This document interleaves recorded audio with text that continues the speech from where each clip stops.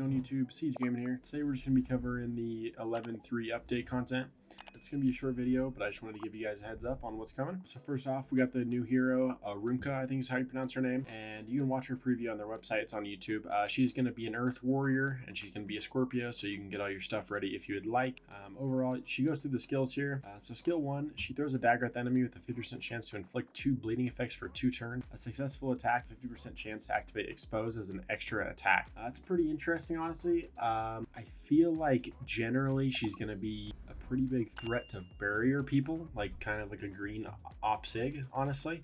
But plus you can also see here that her attack is increased by 30% on her passive, and that she can't trigger a crit.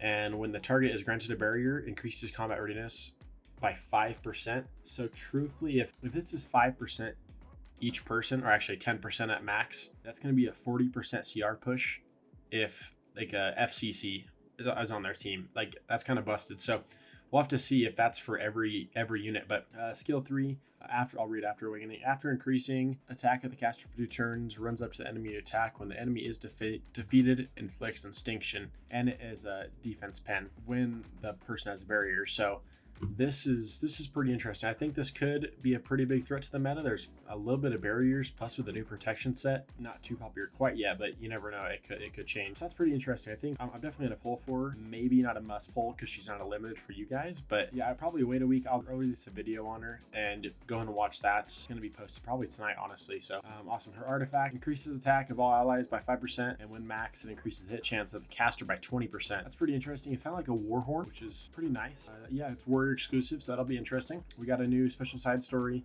I don't think we've ever seen this one before, to be honest. And then you watch their video online, but that's the news. That's pretty sick art on the front. This is the currency we're going for, the white plushie. I think this is on week 1, because I think this is a 3-week event. Yeah, it is a 3-week event. There's also the new artifact. I don't think this is linked to a hero, but that art's pretty interesting. I know I've been seeing a few videos on how people think that's going to be the next chapter boss. So those are the buffed artifacts. We got Arunka's, Yulha's, and Hua Young, and then that new limited one. Normal stuff.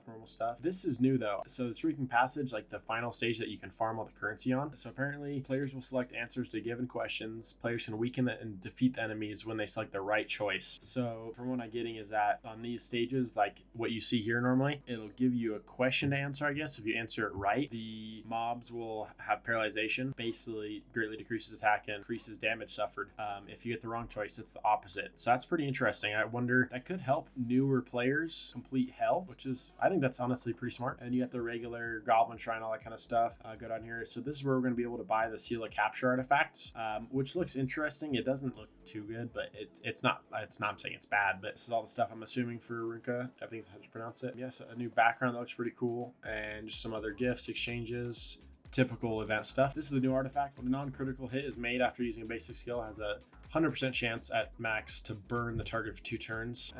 Kind of interesting. I don't know. You don't really run many people on non-crit. I mean, I don't know. It's hard to say. We'll have to see how other people use it. Maybe they were smarter. There's a few more illustrations. Obviously, the drop rate up banner for Runka. Definitely, I'm definitely gonna be pulling for her. But Hua Young, this is actually something interesting. I actually mentioned this in my last video about recalling Hua Young now and pulling on her banner if you like really want her, like as a backup, just in case she ever gets changed again. I think it's honestly quite generous that they did it after the event, not before, because I can't even imagine how many people would have been upset if they went through this before. So I think it's good calling them to not do it after. Powder Knowledge Shop, and it's just the regular stuff. Black-Handed Goddess, Iron Fan, Alexa's Basket, Justice for All. Many good 5 stars, maybe Alexa's Basket, but I'd probably skip. But the 4-star Toggle, that's a interesting pull. I know I saw a lot of people excited for this one. So yeah, awesome guys. Well, thanks for watching, and if you guys enjoyed the update, make sure to like, comment, and subscribe. If you have any questions, I'm replying to all of them. So yeah, thanks. Peace.